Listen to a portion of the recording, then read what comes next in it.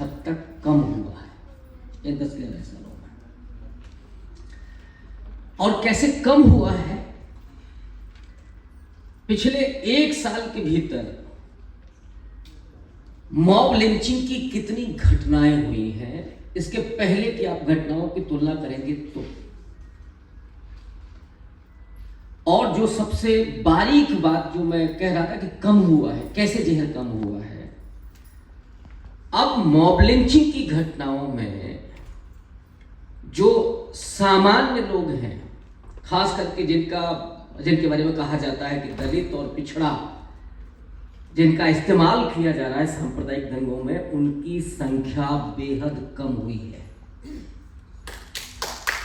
ये मुझे लगता है कि इस दौर की सबसे बड़ी उपलब्धि है। और ये ऐसे नहीं हुआ है, ये हुआ है आप सबके सामूहिक प्रयास से।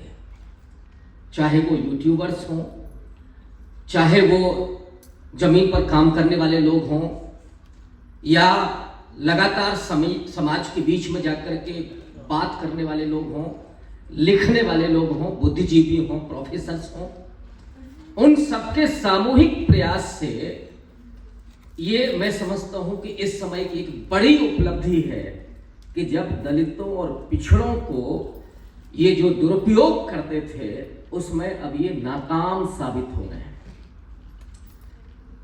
जो हो रहा है, अभी भी जो कुछ हो रहा है, वो केवल सत्ता द्वारा प्रायोजित है। अभी जो घटनाएं हो रही हैं, वो पूरा जो सिस्टम है, अगर वो सिस्टम वहां से हट जाए तो मुझे लगता है कि ये घटनाएं बेहद कम हो जाएंगी। आज मुझे पिछले 1 साल की मैं बात कर रहा हूं, 1 साल के भीतर आप मुझे कोई ऐसी घटना बता सकते हैं क्या जिसमें स्वतः स्फूर्त ढंग से किसी की पिटाई हुई हो, किसी की मॉब लिंचिंग हुई हो, स्वतः स्फूर्त ढंग से? इसलिए मैं कह रहा हूं कि वो जहर बहुत कम हुआ है। जहां भी हो रहा है वहां पीछे वो पूरा सिस्टम लगा होता है, पूरा सत्ता की संस्कृति लगी होती है, वहीं सफल ये हो पा रहे हैं, अदरवाइज नहीं हो पा रहे हैं। ये तो इस समय की मैं बात कर रहा हूं। दूसरा जो टॉपिक है, और चूंकि मुझे बहुत संक्षिप्त में बोलना है तो मैं उन चीजों को बहुत सिस्टमेटिक तरीके से नहीं, लेकिन थोड़ा सा एक एक चीज को लेकर के। आजादी के पहले ये जो चीजें थी वो आप सब जानते हैं। और ये वो लोग जो आज सत्ता में हैं, उनके जो पुरखे, चाहे हिंदू महासभा हो या आरएसएस हो, रामराज्य परिषद हो, इनका कोई ये नहीं था कि उन्हें हिंदुओं की एकता करनी है, क्योंकि ये जितने कम्युनल हैं उससे ज्यादा मनुवादी है। इनका एकमात्र एजेंडा है इस देश में संविधान को खत्म करके मनुस्मृति को स्थापित करना। तो ये भी चीज ध्यान में रखनी पड़ेगी। और ये वो लोग, इतिहास में अगर आप सब लोग चूंकि पढ़े लिखे हैं, 1939 में सिंध में सरकार किसके साथ बनाई? मुस्लिम लीग के साथ। 41 में बंगाल में मुस्लिम लीग के साथ थे और श्यामा प्रसाद मुखर्जी उस सरकार में वित्त मंत्री थे। और क्या लिख करके उन्होंने अंग्रेज सरकार को दिया था भारत छोड़ो आंदोलन में कि हम आपका सहयोग करेंगे, भारत छोड़ो आंदोलन करेंगे। ये श्यामा प्रसाद मुखर्जी ने रिटेन में दिया था ब्रिटिश सरकार को। 43 में वो उत्तरी पश्चिमी प्रांत में वहां पे सरकार में थे। इनका कोई मकसद वो नहीं था कि हम इस देश में मुसलमानों को यहां से अलग करें। उनका जो एजेंडा था कि कैसे भी करके हमें सत्ता हासिल करनी है और सत्ता के बाद हमें मनुस्मृति कैसे लागू करनी है। तो एक तो वो उदाहरण की ये उस तरह के नहीं है असल में। और अभी कश्मीर में सारा कुछ इनका चलता है, तो वो किसी के साथ भी खड़े हो जाएंगे। और हम लोगों का ये है, जो सेकुलर लोग हैं, जो सेकुलर पार्टीज हैं, कि नहीं साहब ये बहुत क्लियर कट में रहना है और रहना भी है। गांधी जी की जो हत्या है, मैं समझता हूं जो सांप्रदायिक सौहार्द का एक विश्वास था, उसकी हत्या की गई। और इस देश में जो भी समाज है, चाहे वो मुस्लिम हो, चाहे क्रिश्चियन हो, या और भी दूसरे जो माइनॉरिटीज हैं, वो बाई चॉइस है, बाई चांस नहीं है। जिनको जाना था वो पाकिस्तान चले गए, और जिनके लिए ये देश उनकी मातृभूमि है, वो इस देश में है। इसलिए वो पूरी थ्योरी गोलवलकर की और सावरकर की पुण्य भूमि और पितृभूमि वाली है, वो खैर अब धीरे धीरे लोगों के भीतर से निकल रही है। गांधी जी ने नेहरू जी के हाथ में कमान इसीलिए सौंपी थी, उन्हें सबसे ज्यादा जिस बात की चिंता थी कि सांप्रदायिक सौहार्द को कौन आगे इसकी चिंता कर सकता है, तो वो नेहरू जी। और नेहरू जी ने बाकायदा ये कहा था कि इस देश के लिए सबसे मुश्किल क्या है हमारे लिए टास्क, उसमें ये कि जो हिंदुत्व की जो ताकतें हैं उनको कैसे रोका जाए। और मैं समझता हूं कि उस समय दो लोग ऐसे थे जो इस खतरे को बहुत बारीकी से देख रहे थे, एक नेहरू जी और दूसरे डॉक्टर अंबेडकर। डॉक्टर अंबेडकर ने तो बाकायदा एक सॉल्यूशन भी दिया, और वो जो इस समय महसूस कर रहे थे, धर्मांतरण का तो उनका बहुत पहले से विजन था, 20 साल 21 साल पहले से। 35 में उन्होंने ये ऐलान कर दिया था कि मैं हिंदू होकर के मरूंगा नहीं। लेकिन बाबा साहब बौद्ध धर्म की तरफ क्यों जाते हैं, उसके ढेर सारे कारण दिए गए हैं, पढ़े गए होंगे।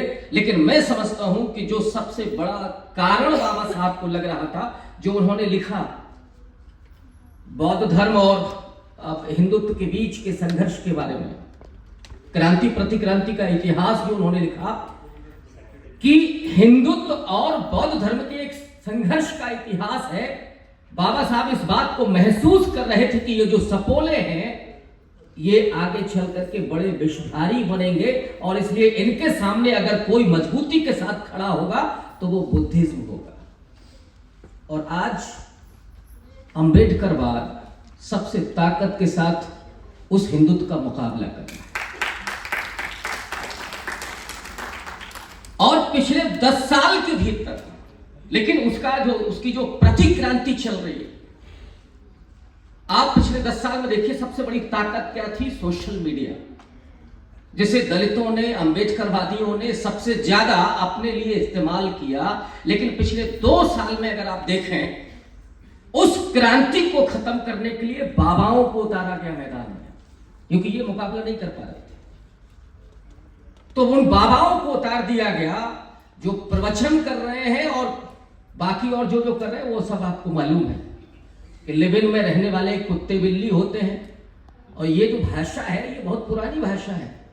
अभी तो वोट अधिकार की बात चल रही है, वोट चोरी की बात चल रही है। मुझे गोलवालकर का वो स्टेटमेंट याद आता है कि सार्वभौमिक मताधिकार अगर होगा तो ये इस देश के कुत्ते बिल्लियों को मताधिकार देना होगा। और गोलवालकर के लिए कुत्ते बिल्ली कौन थे ये बताने की जरूरत नहीं है। इस देश का जो दलित है, जो पिछड़ा है, जो कमजोर तबका है, और उसमें ऑब्वियस है कि वो अल्पसंख्यक भी है, तो वो कुत्ते बिल्ली थे जिनको वो मताधिकार देने से इनकार कर रहे थे कि इनको नहीं देना चाहिए। और सावरकर के लिए तो जो हिंदू राष्ट्र का भूत सवार था, अंग्रेजों से जाते जाते कह रहे थे कि साहब लोकतंत्र छोड़ दीजिए, हमको नेपाल के राजा के ही अधीन कर दीजिए, बड़ी मेहरबानी होगी आपकी। तो वो, अब ये मैं उन चीजों को छोड़ रहा हूं, तो वो नेहरू जिनके हाथ में कमान थी, और बाबा साहब ने एक सॉल्यूशन भी दिया दलितों को कि कहां जाना है।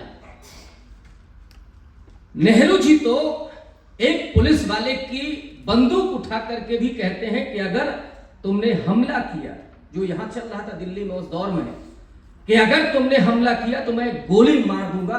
ये प्रतिबद्धता उस दौर में नेहरू जी की थी कम्युनल वायलेंस को लेकर। लेकिन 1961 में जो जबलपुर में दंगे हुए, और वहां से लेकर के आप 90 के दशक तक आइए। पॉल ब्राश ने बाद में जो लिखा कि ये जो सांप्रदायिक दंगे हैं, वो सांप्रदायिक दंगे 60 के दशक में, 70 के दशक में, 80 के दशक में, यहां तक कि 90 के दशक में ये हो सकता है कि हिंदू और मुसलमान आमने सामने आते हैं, लेकिन 90 के दशक के बाद जो परिस्थितियां बदली, कम्युनल वायलेंस खत्म हो गए, नरसंहार शुरू हुआ।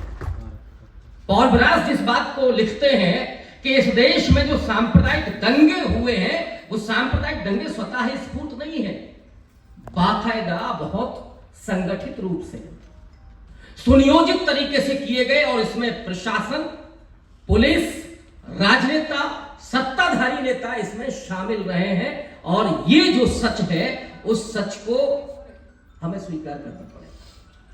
ये रहा है। लेकिन 90 के दशक के बाद कम्युनल जो दंगे हो रहे थे वो खत्म, और सीधे नरसंहार 2002 के गोधरा दंगों में जिसकी आप गवाह रही हैं, लड़ाई लड़ी है आपने, उसे क्या हम सांप्रदायिक दंगा कहेंगे?